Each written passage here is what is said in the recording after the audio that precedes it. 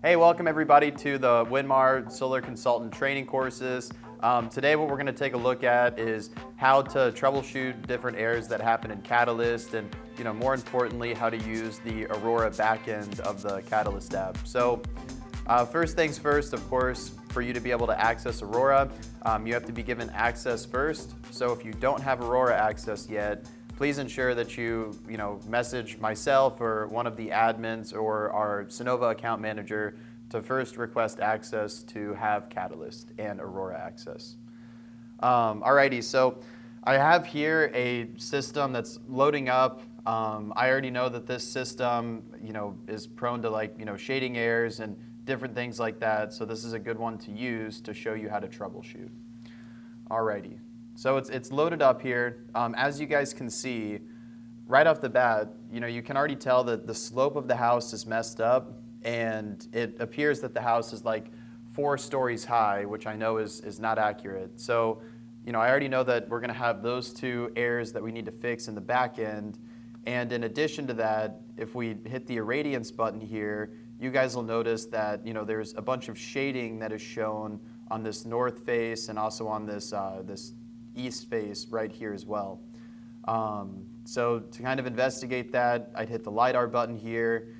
You notice that there's a bunch of trees that are registering here.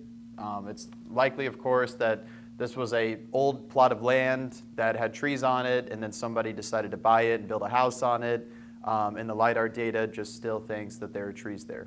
So those are the 3 errors that we're going to try to fix today.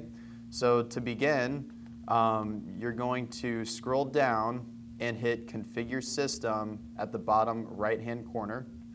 Then once you do that, at the very bottom, if you have access to Aurora, you'll have the option to press Edit System Design. So we're going to press Edit System. You're going to press Edit again right here, and then it should open up like a new window, which is going to be the Aurora app. So once it loads up, it's going to pull the same design that you saw in Catalyst, and you'll have flexibility to edit the things that I mentioned. So the first thing that we're going to edit is we're going to go up here to the Settings tab, and we're first going to remove the LiDAR shading that's not accurate. So we're going to press Settings, Simulation, and then right here where it says Use LiDAR Shading, you're just going to turn that off. Then once you do that, we're going to re-simulate the system. And once we re-simulate it, it should give you the proper production numbers because the irradiance will have been reset. So we'll verify that by going up here to the top left and just clicking the irradiance button. And if we still see the purple, of course, then it didn't work. But if all the faces light up, like a yellowish tint, then we know that we did it right. Another important note to make here is that it's important to set the expectations with your client when you do remove the shading because it's going to be accurate to a certain percentile, but in reality, it's not going to be the exact numbers we'd likely get at the site survey. So this is prone to changing. I would say that you want to have a leeway of a few hundred kilowatt hours per year already sort of allotted in your mind. Okay, now that the irradiance is fixed, you'll notice that this north side is way too shaded, way more shaded than it should be, and that's because of the extreme slope on the roof that was created for whatever reason by the LiDAR data that Catalyst picked up. So our next step is we need to fix that. We're going to go here to Site on the left-hand side, and then you're simply going to click on the roof face, and you notice here it says that it's 3 stories high. Well, it's really only 1. And the pitch is showing 46 degrees. I don't know the exact pitch, but I would put in like an average pitch, which would be about 23 degrees or so. You're going to want to go through and do that to every face of the roof to make sure that all faces are the same pitch and the same height. So then one roof face isn't casting shade on another roof face. Alrighty. So we'll go through and fix that. And then because you're adjusting the slope of the roof, your panels are going to look like they're a lot smaller now relative to the roof face. So that's why you see all these panels lighting up in red. we're going to have to go back and we're going to have to rearrange those and change them so then they're correct. All right, so we've almost changed every roof face here. And now, when we look at it here, almost looks normal. We got to fix that one. There we go. All right, so now your house looks normal and everything is as it should be. So that should readjust the irradiance numbers.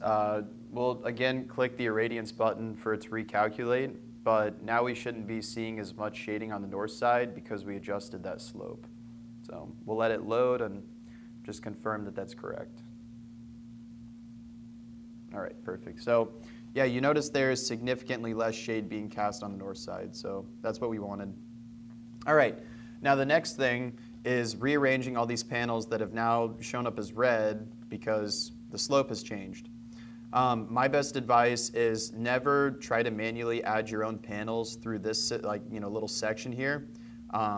Normally the equipment configurations will get messed up, and when you try to bring it back to the Catalyst platform, you'll usually get an error that says the equipment is not correct. So my best advice is delete all of these panels that you don't want, and then you'll want to just copy every single panel so it keeps the same equipment configurations. So we'll delete all those, and I'll just leave these two here, and then I'll just copy these panels by using my computer. I'll just do Control-C to copy it, Control-V to paste it, and then you'll see that we're copying and pasting panels, so then we can put them where we want them at. All right. So we'll go through here and we'll try to put as many panels as we can. Of course, my goal is to get this to 100% offset. The client uses like 9,600 kilowatt hours in a year. So that's the system we're going to try to build here. Alrighty. So now I've got this row of vertical panels, and I'm just going to put some horizontal ones across the top to sort of fill it in. So I'll just copy this panel, and then we'll just change the orientation to landscape here so we can fit that in.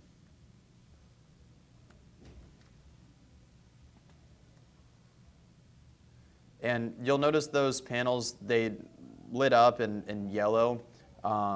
It's slightly breaking the fire offset, but not enough that I'm super concerned about it. If it were a lot, then usually I wouldn't put the panels there, but it's pretty minimal, so I wouldn't worry about it too much. All right. Now it comes down to just kind of like messing around with these panels here to try to get them where you need them to go. Make sure nothing is overlapping. There we go. Okay, so system is as we want it to look now. I'm going to re-simulate the system here, so then I know what the production is, but it should be right around 10,000, which is where we need it to be at. All right, so it's 9,900. Now we can see that the panels are oriented where they should be. We know that the irradiance is accurate. We know that the slope and the height of the roof is accurate. So we're good to save this design, and we can actually go ahead and just resync it to the Catalyst platform. So you're just going to press Sync Design right there, and it's going to pull the design that you just made in Aurora with all the changes, and it'll just plot it back in the Catalyst platform where it should go. Now, this is just normal troubleshooting things. Something to notate, a lot of times people will ask me, why they can't price a system out, or why they're getting capped on the kilowatt hour rate or whatever it may be. Most of the time, it's because of an issue like this. So your home has some LiDAR shading on it that really shouldn't be there, and therefore you're just getting a low production, and that's going to cap your rate. So this would definitely fix that.